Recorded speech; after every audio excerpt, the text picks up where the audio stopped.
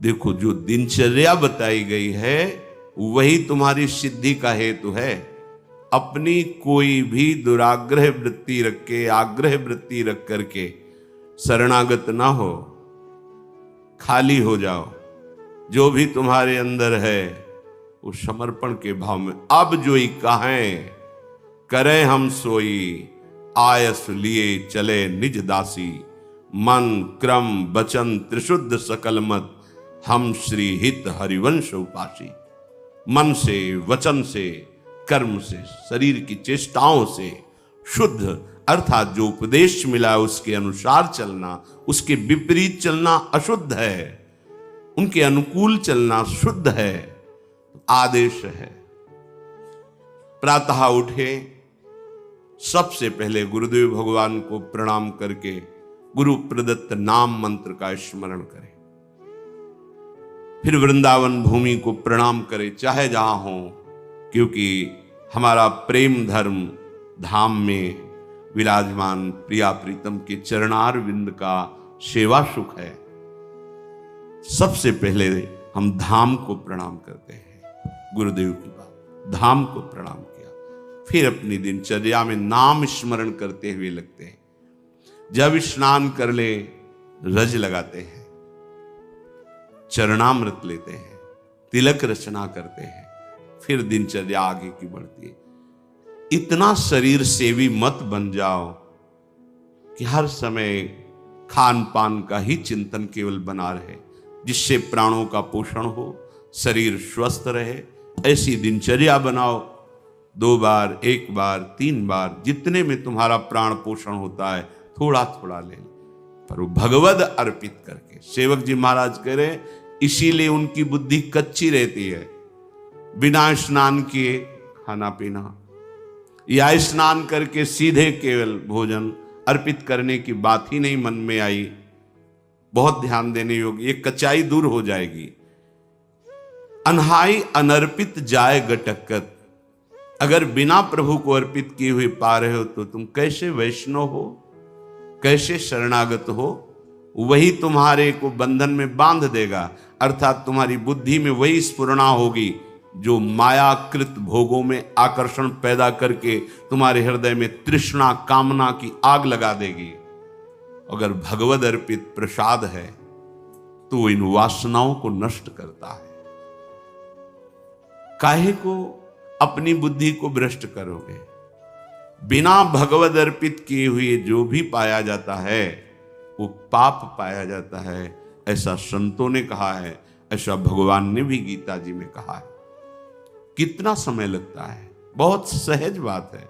आपको बहुत जल्दी है तो जो पदार्थ आपके हाथ में आया है पाने के लिए, आपके सामने है, एक क्षण शांत होइए, स्मरण कीजिए आराध्य देव का, भावना कीजिए कि हमारे हृदय में भी विराजमान है। और जय हो राधा वल्लभ लाल की जय हो, प्रभु पाइए और बस पा लिए, हो गया। बहुत जल्दी है तो आप कहीं ऐसी जगह जहां छवि नहीं विराजमान, ठाकुर पास नहीं, ये उपाय कीजिए। अगर घर में है, बहुत जल्दी है तो आप दृष्टि भोग लगा दीजिए।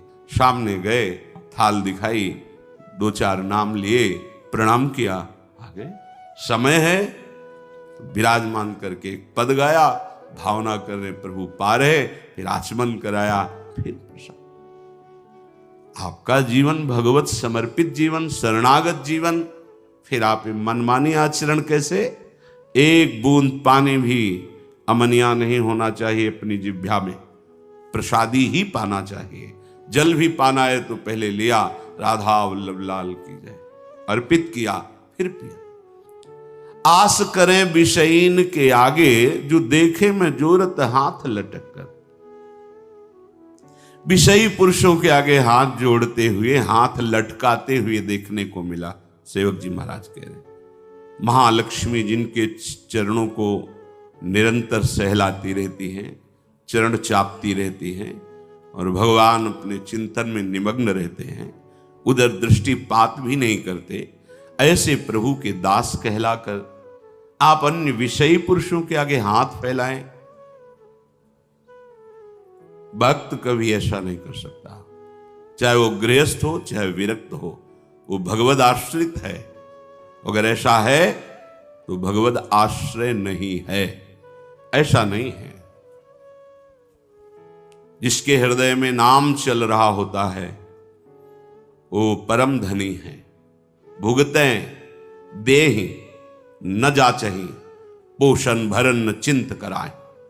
जो शरणागत जन है, जो भगवत प्रसाद से मिला, यथा लाभ संतोष सदा, काहू सो कछु न चाहोगो, आनंद लेते हैं, उसी में संतोष करते हैं।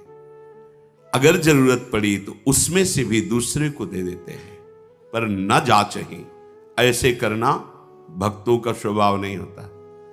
ऐसे करने का मतलब है स्वामी को पहचाना नहीं। जिनकी तुम शरण में हुए उनको तुमने माना नहीं, ऐसी जरूरत ही नहीं पड़ती। भक्तन पाछे यूं फिरे जीव बछड़ा संगाए, चाहे वो गृहस्थ भक्त हो चाहे विरक्त भक्त हो। आस करें विषयीन के आगे, ऐसे करके मांगना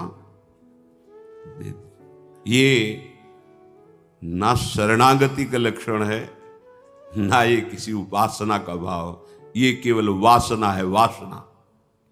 ऐसे जिस स्वामी ने पलक झपकते अनंत ब्रह्मांडों की रचना कर दी, किसी के सहयोग की जरूरत नहीं पड़ी, उन स्वामी का सेवक हूं।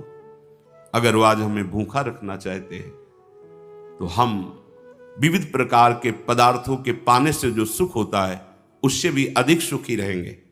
आज हमारे स्वामी की इच्छा है, आज हम भूखे रहे तो हमें नहीं चाहिए 56 भोग। अगर हमारे स्वामी की इच्छा है नमक रोटी, वो हमारे लिए अमृत है। विश्वास करो, राजी होना सीखो अपने प्रभु के विधान में, जीवन मंगलमय हो जाएगा। ये आवश्यकताएं, ये चाह, ये वासनाएं इतनी मत बढ़ा लो कि तुम प्रभु को भूल जाओ और संसार की इस भूल भलैया में भटक पड़ो।